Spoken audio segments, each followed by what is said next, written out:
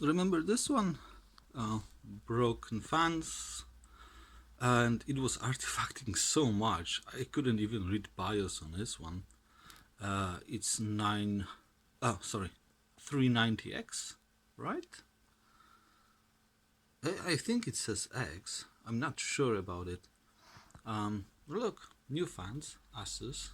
I couldn't find the Republic or whatever the thing is, Strix fans. But it's still Asus, right? So it's fine.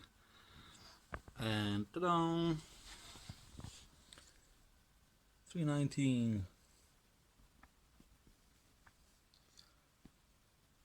Yeah, all works, memory works. Da-da-da.